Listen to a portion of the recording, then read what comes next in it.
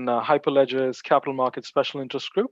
So this is a focus group that talks about um, anything and everything to do with capital markets and technology. So how can we make things better? Before we get into the subject of the call today, which is to do with tokenization and insurance-linked securities, I'd like to kind of talk about Hyperledger's antitrust policy and code of conduct. So what this simply means is we have to treat everyone on this call with respect and professionalism and fairness. So it's a mandate to be on these calls. Otherwise, there's a whole set of antitrust bit as well, which is covered as a part of this meeting. So the links are in the coordinated space.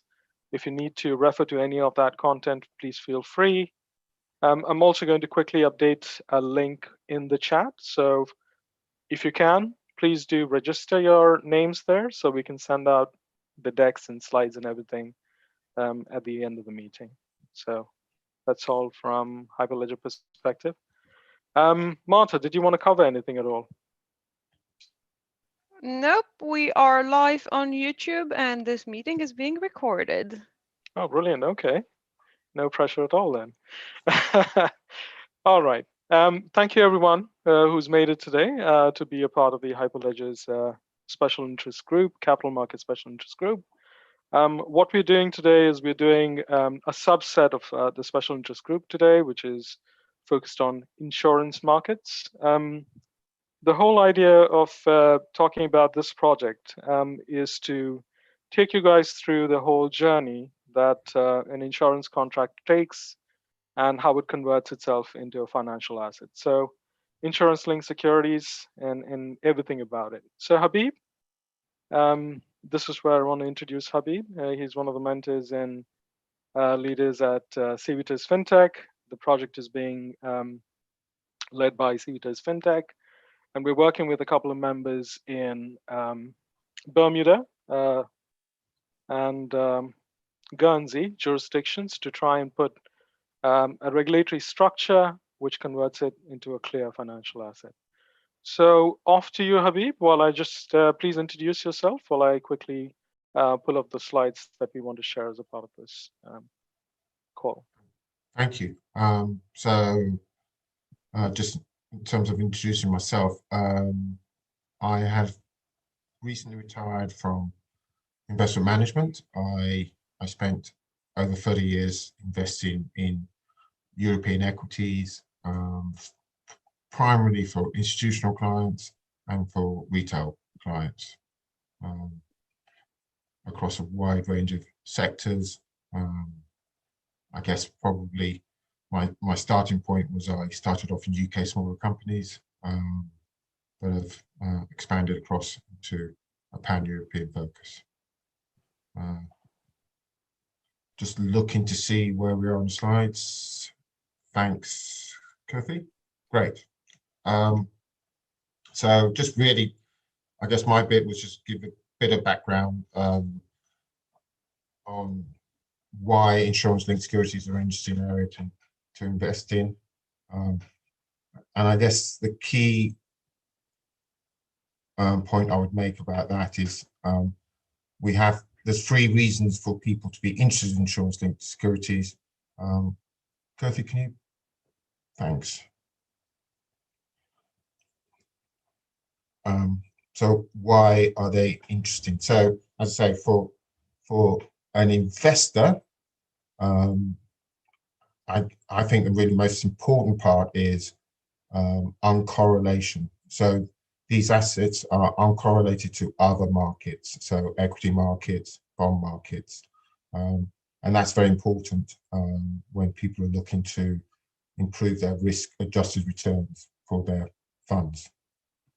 It's also important for the issuers as it provides capital. Particularly in a hard market, capital is short. So for an insurance company, the ability to optimize its capital and to get additional capital to underwrite is very important. So those are the 2 reasons. And then please, Kathy. this is a very generic slide explaining the concept. It is a bit busy.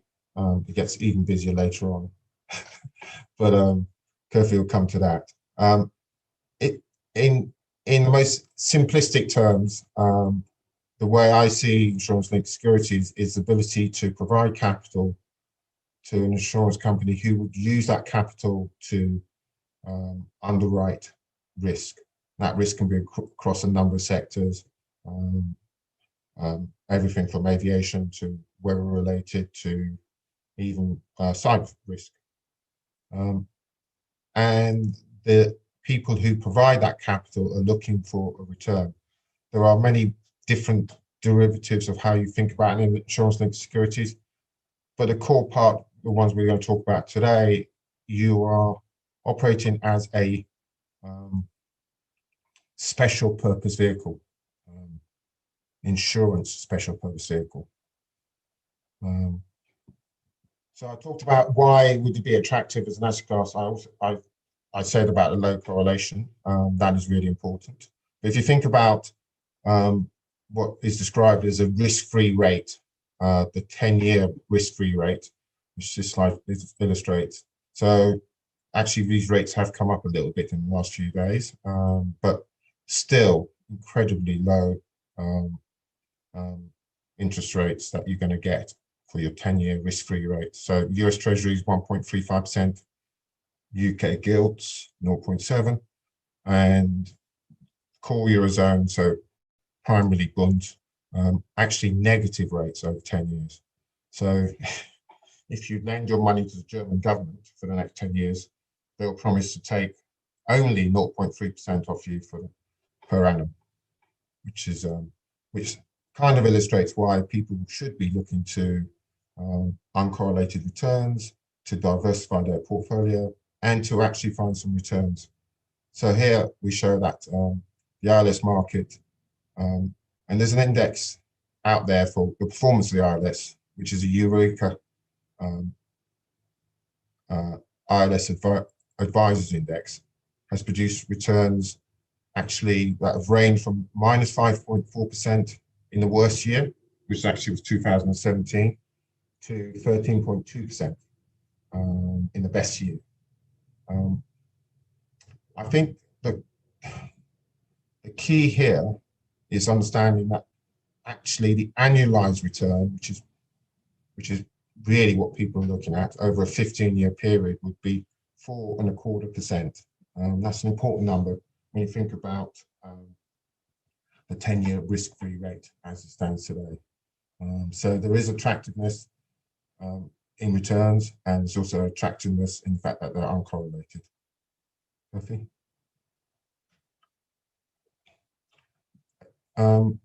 Given the time, I probably don't want to go into every single part of this. I think it may be useful to take questions at some stage. So if people do have questions about the ILS structures, who the investors could be, etc., we could touch on that. But that'd be useful to have that slide there.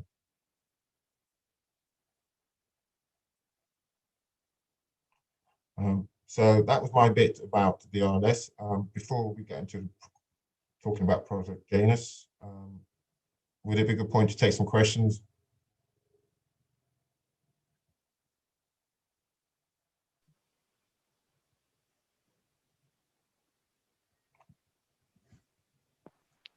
Cool then. I think people. Hi, may I ask a question? Yeah, go for it. Yeah, I just interested, you're comparing these ILS to a risk-free rate there, but obviously presumably investing in ILS would not be risk-free. It's probably a difficult question, but how would you characterize the sort of level of risk that there is in the ILS products that are out there at the moment? Well, yes, I mean, clearly there is risk. And look, let's be honest, the risk-free rate is a phrase that's used. That basically means that they're guaranteed by governments. For example, the US Treasury market is guaranteed by the US government. So it is fairly low risk. Doesn't mean that returns are guaranteed, even there. You can have negative years in a US Treasury market. So as I said, if you go back one other slide, please, Kofi, in terms of so the performance range. Actually, the key things that people would look at is that performance range, the maximum drawdown, which people would talk about in terms of risk, and the fact that is it correlated to other markets. So those three things suggest that I think ILS should be a lower risk than many other assets, but not as risk-free as government bonds. So characterizing that range, if you think about drawdowns that you could see in equity markets, for example, you know, the maximum drawdown of 12.5% would be much better than you'd see in equity markets over the last 15 years as well, where obviously we've had at least 2 times where markets have fallen by 40 or 50% equity markets. So lower risk than equities in theory, judging by those 15-year numbers, but obviously higher risk than government bonds.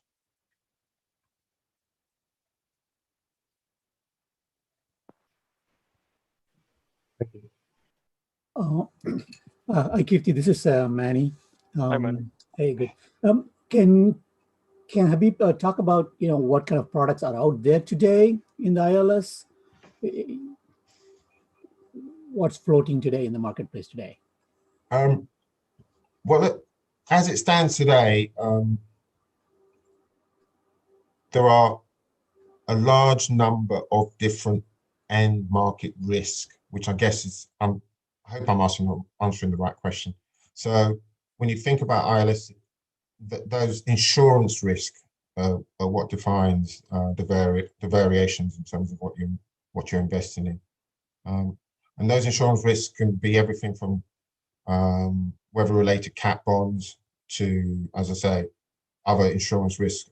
In fact, I believe there's over 20 different types of markets that actually have taken advantage of insurance-linked things in terms of underwriting books. But it's a very wide range, and you can also have within an ILS more than one market risk, so you can combine risks as well. So it is a very wide range. I see Gary's got his hand up. Yeah, thanks. I was just curious to understand what the difference is between an insurance-linked security and having an investment in a insurance syndicate. So the Lloyd's model is actually a very similar concept. It's a different structure, but it's a very similar concept in terms of if you think about an ILS as a syndicate. So you'd have a managing agent. Members would give money to that syndicate, and that syndicate would go and write underneath the kind of Lloyd's umbrella. Mm-hmm. And obviously within that, what does that syndicate do would be defined. And so in some ways it's very similar to the Lloyd's model, but it's primarily, I guess, no, I don't know. It's the important point is that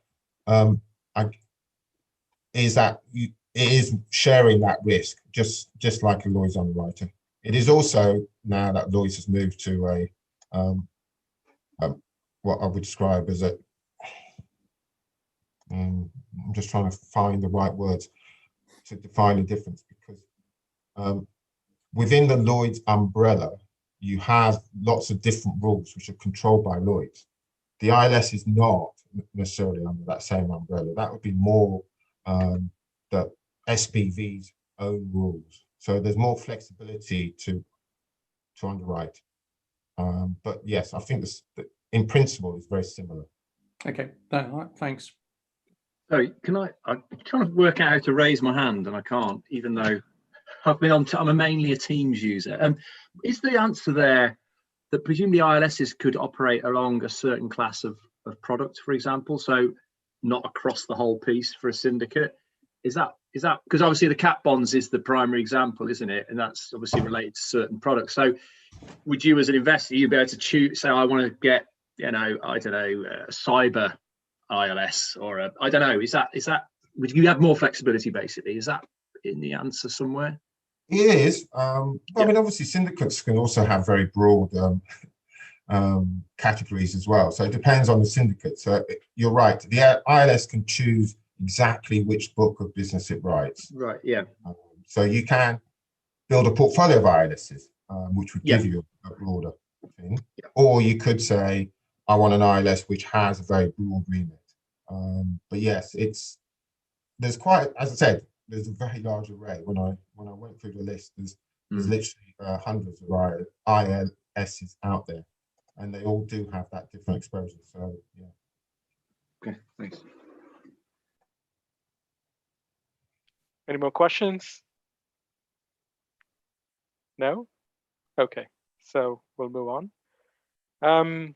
So the last slide that Habib touched upon is just some of the needs for need for efficiency in the ILS structures that exist in the markets today. So this is a key output which was generated by Willis Tower Watson, and a survey which was openly published recently. And what they say is there are some very clear areas which are deemed to be as great opportunities by us. And what they say, I think I just want to touch upon a couple of themes here. So one is transparency is one of the biggest characteristics that most end investors want to see.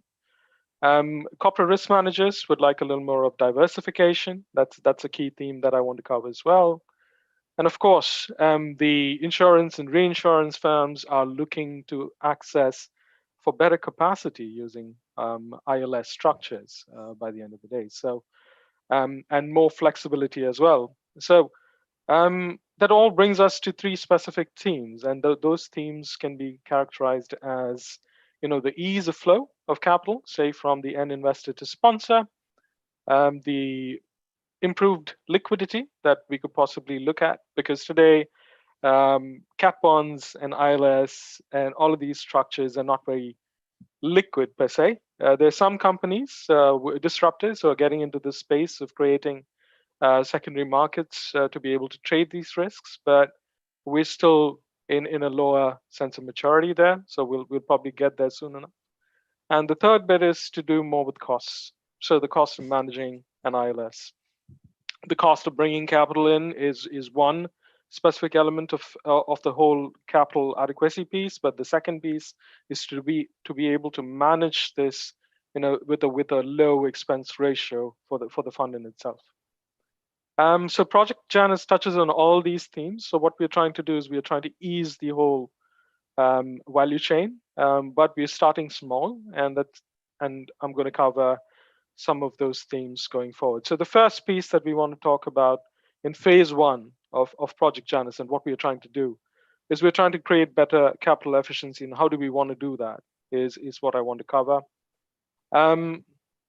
So this talks about how we foresee or how we envision the tech stack which complements some of the capabilities that ILS requires today, right? So at least for the UK jurisdiction today, most of the ILS funds and ILS structures and special purpose vehicles sit into this regulatory framework, which is governed by three specific bodies.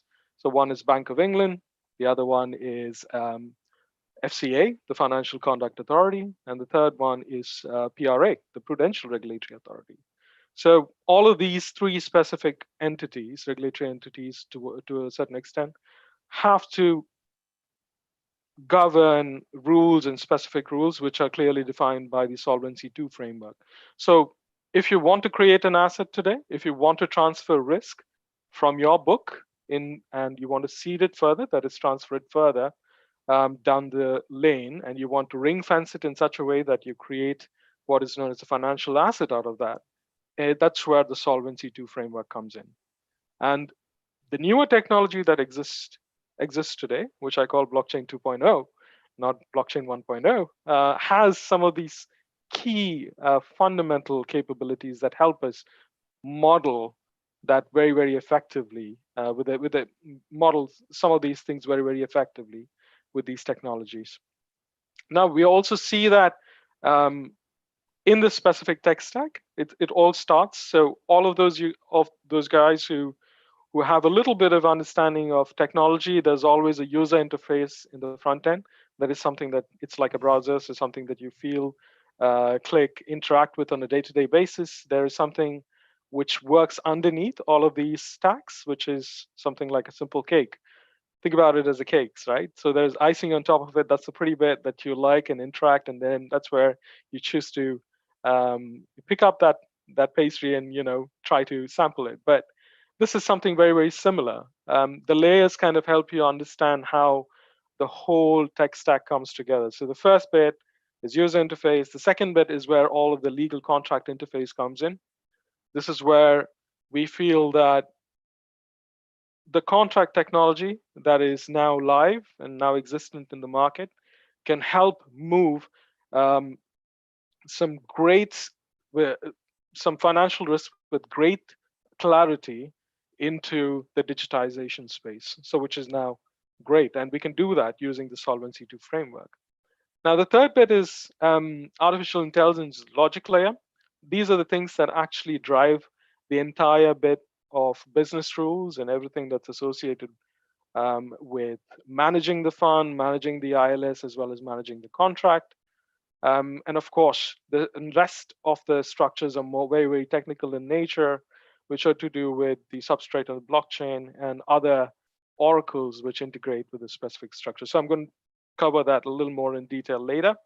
What I wanted to talk about is also the ability now to kind of look at multiple blockchains and be able to have like a common set of validators for that. So what that simply means is, if you look at a specific ILS structure, the capital is ring-fenced on a specific ledger. So, and there is data associated with that ledger, and there's identity associated with that ledger. Now, having a common set of validators can actually ease management of all of these multiple blockchains together. So that simply means that we now can work at a lower cost point, and this kind of eases quite a bit of overhead that manually existed historically. And some of the other advantages that I probably want to cover now is more to do with expense ratio. So I touched upon that point on expense ratio, the ability to bring in on-demand capital. So the time required to see the risk from a book, underwriting book, to reinsurance and into a financial instrument can be done a lot more quickly. Anything which is associated with your fund, that is paying out coupons or passing that investment return to the customer, is done through what you call as smart contracts, can execute quite a few of those things. And of course, the ability to fill that reserving capital pool with not only with stable coins, but other assets in the future state, hopefully. And of course, create some very, very innovative ways of linking this model to parametric insurance that exists out there. Imagine some of the reserves that you have to make when there is a trigger event, which can instantaneously happen over a period of time. So if there is an insurer who's got great technology platforms, and they have a parametric trigger which can pass information very, very quickly on to us, this is more to the claims area that I'm speaking about.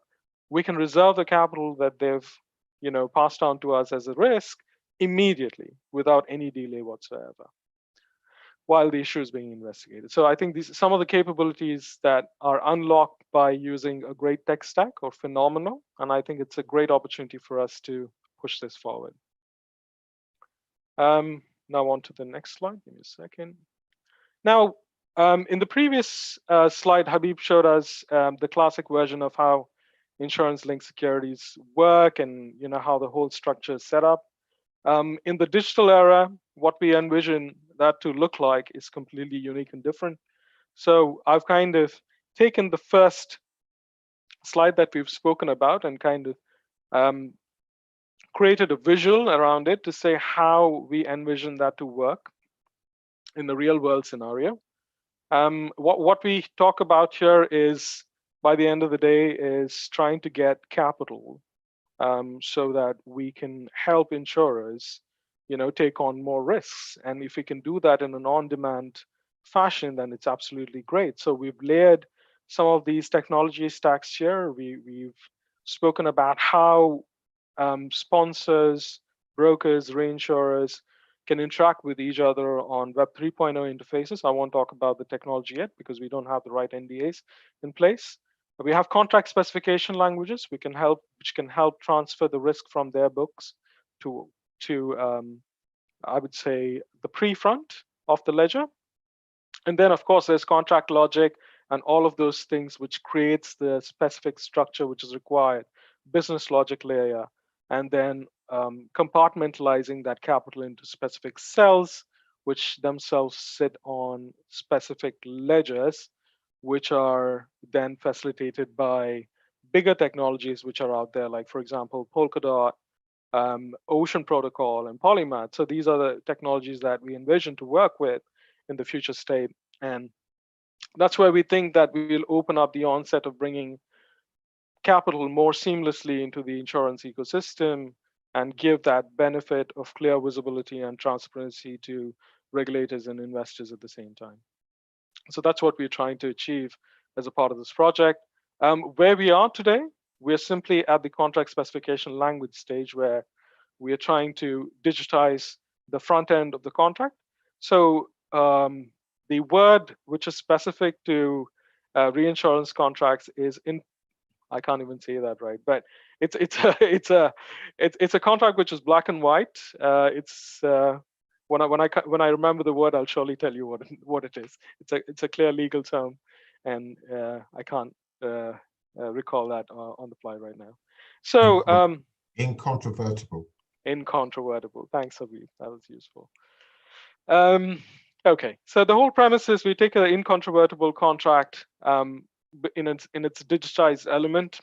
We use certain layers of logic and AI to be able to convert that specifically into enough rigor, which models around Solvency II frameworks, so we can create these specific cells, and these cells are contained ledgers for ring fencing capital.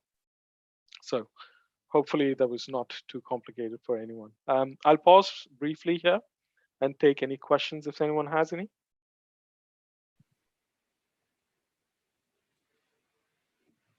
So this is Dan. I have a question. I appreciate that by embedding the description and the business logic in the contract, maybe even all the way through to the SPV, you get, we ought to have a higher level of control.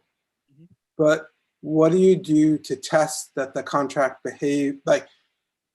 behaves as expected? I mean, if I were to contrast, on the one hand, human managers of the SPV, and we're hoping that they live up to the terms and conditions of the SPV, mm-hmm. with automated version of the same, where maybe there's a wallet attached to the SPV and it's moving out collateral, what have you, as is necessary. But how do we know that the logic is how do we know that the logic is good so that we're replacing the potential for human error or malfeasance with something that it can't be? I mean, it's a great goal, but how do you know? I think it's to do with definition of roles and how those roles sit within the compliance of the business logic layer. Now, of course, you have the whole set of AML and KYC, but all of this stuff works on Web 3.0 swarm. So these swarms are created specially for specific users who have access to specific wallets. So everything is contained in the specific form, and the business logic executes itself on that specific common domain language. When some of the languages that we are currently looking at to venture further into this is CDM. ISDA CDM, we think, is a great fit for us at this specific stage. So it mitigates most of the risks that we could possibly experience from contract structure perspective, at least. and even from managing these SPVs perspective. So that's clearly highlighted and clear. And of course, we look to the Solvency II model, which gives us a lot of control and rigor that needs to be put in place for specific SPVs. So that gives us, like, the second, I would say, pillar by process and design to prevent that. And the last, I would say, the pillar to contain the risk would be manual intervention where required. Kill contracts or in anything that we could possibly execute on the ledger to control the issue if the first two fail at all. Does that help, Dan? I mean, yes and no. Yes, in that, it highlights that controls need to be built up regardless of the embedding of the business logic in the smart contract. Yep. But no, in that it seems like, and frankly, after months of thinking about CDM and smart contracts, it just dawns on me that there's a question, an overall question about the validity of any individual contract, making certain that it correctly describes the financial performance of what has been agreed. And that was really what I was getting to. Is there a testing framework or some other mechanism that you've employed that says, oh, this is the loss that's described in the underlying agreement, and these are its codicils and its protections, and how do we know that that's correctly been translated into the smart contract that's supposed to represent it? So I think this is where the contract specification language comes in when you say that it's an incontrovertible contract, wherein the clauses are completely defined and clear. The Solvency II framework says that if capital is put into a ring-fenced environment, then the obligation for that specific capital is more towards the insurers rather than the investors. So the capital is protected no matter what, with the primary obligation towards the insurers rather than the investors. And that clarity is provided with the way the contract is built. So there is no possibility of, I would say, a gray area that exists within the reinsurance contract. Yeah, and look, it might be worthwhile moving past this, but let me try a different way and say, what if that's what we believe, but it happens to be that in a certain circumstance, collateral isn't drawn down in the way that's expected, right?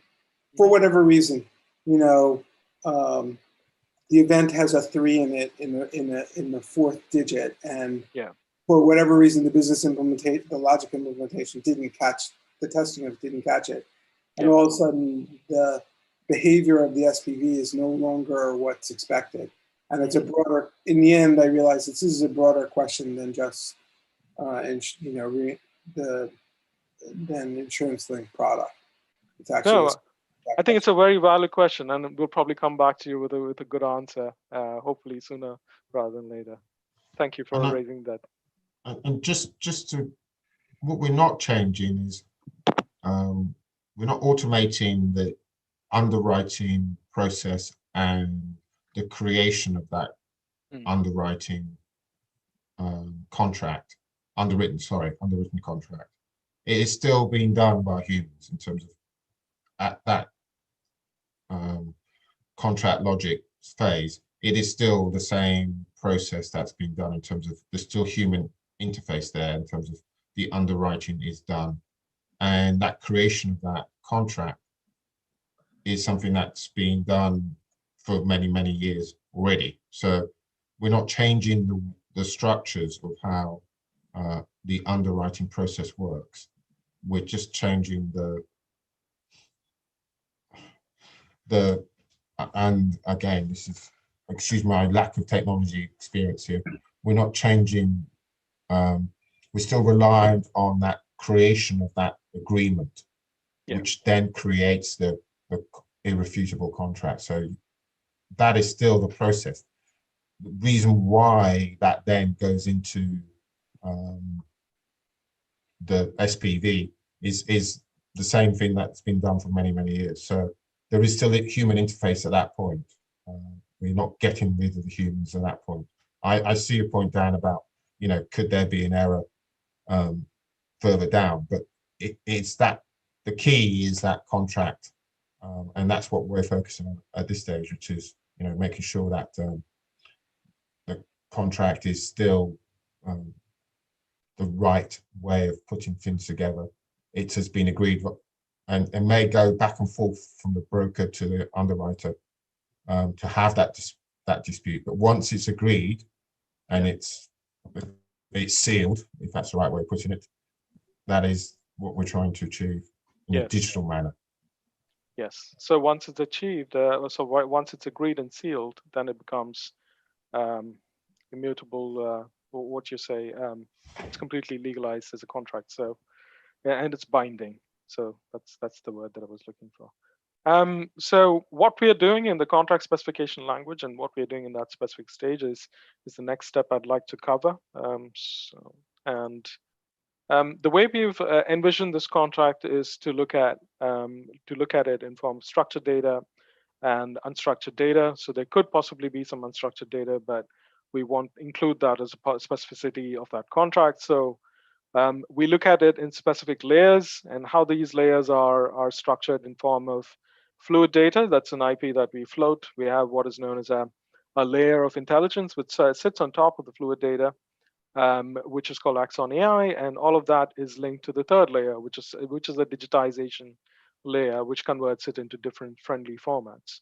So what we talk about in these specific contracts is one, fluid data helps you monitor certain aspects of change which are proactively defined as a part of a structural hash algorithm. So any change that you are agreeing upon is real time and live. So if there are three parties which are coming together to negotiate this contract, then it reflects one truth. There are a lot of people who are already doing this in the market. This is not something which is being done very, very uniquely by us. But what we're trying to do at this stage is we're trying to build the AI that simply works very seamlessly with fluid data at this specific stage. What does this AI do? It simply ensures that we capture some of the basic rules which are required at a very, very earlier stage in the contract to do some simple mathematics, which is associated with tax, schedule, exposure, and credit line. So these are the things that we can kind of do at a very early stage just by looking at some part or some segment of that specific risk contract. The last bit is more to do with the digitizer, which is highlighted in yellow. So what it does is it helps transmit that information successfully from the contract layer into the whole what you call as a business logic layer, where we take up that information and we look at ways of making it a lot more interoperable across different ledgers. Whoever wants to access it, if it's a swarm third party who's got access to this, they will have clear access to the contract. And that digitized format can work in any JSON related format or XML related format that can help them extract the data and model that data specifically to their need. Moving on from here, I just want to quickly show you guys what fluid data and Axon AI does. So we take up bits and pieces of information, we sort them, we structure them, and then what we do is we run specific AI algorithms which help us do this really well at an earlier stage. And we envision certain, I would say, efficiencies. What we are keenly underpinning today is we are saying that it gives us a lot of flexibility to kind of take that contract and convert it into any of the digitized ISPV formats that people are looking for. They can have multiple cells under the same SPV, special purpose vehicle. They can create on-demand products. They can model it the way they want. It has great accessibility to data, so we don't have to worry about data. Virtual presence, yes, Web 3.0 ensures that you have clear virtual presence. Of course, there's an underbit element of savings, which is absolute reduced cost because of clear workflow. And of course, the ability to share this one reflective truth, especially upstream, with all the parties who are involved as a part of this value proposition. So that's something which is really interesting. And I also see that when we tackle some of these efficiencies, what we project the expense ratios for, at least on the fund side, to reduce from 15 to 20% on the total expense ratio of the specific fund. This is something that we want to do in a part of our first MVP. What we're trying to do is in this specific slide, what we're trying to highlight is we have color coded specific layers, and we've spoken about what layer of that specific contract type would interact with what parts of the specific business. How does it, convert itself into finality? So what does finality mean? Finality means that when a business logic is completely executed itself to the final state, only then can you say, you can put something on the blockchain to say it's a confirmed transaction. So until it goes into those specific stages and layers, then we feel that some of these things are best kept in business logic layer. We feel that there are certain areas which are suitable for smart contracts, and there are certain areas which are not suitable for smart contracts. So we want to keep that level of control in business logic layer rather than the blockchain layer. So we're kind of moving the delegation up and down. And by the end of this first proof of concept, what we want to achieve is we want to achieve the integrity management of the full contract. We want to be able to show automatic, I would say, accounting and settlement, because we feel that we can work really well with Polkadot structures to do cross-chain settlements, which it enables us to do at this stage. We haven't explored so far yet with it. And of course, build some sort of a full digital structure to automate and digitize aspects of the contract. So that's what we're trying to achieve. Last but not the least, some of the teams. And of course, I've included some slides on specific ILS cell structures within Solvency II framework. So if there's someone else who wants to look at this, I'm going to send them across to you as well. So that concludes our presentation for today. If there are any questions now, I'll take them.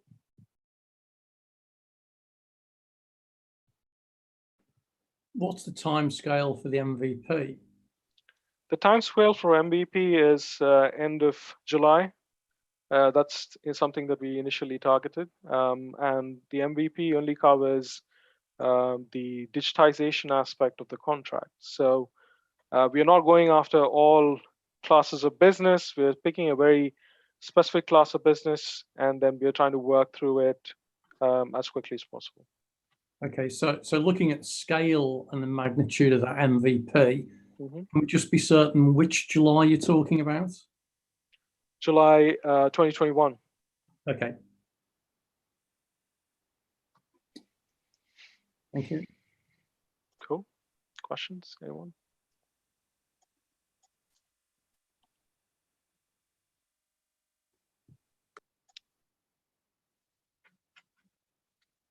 Okay, I think that concludes our session for today. Marta, do we need to do anything else from a Hyperledger perspective today in form of closure? Nope, it's all taken care of.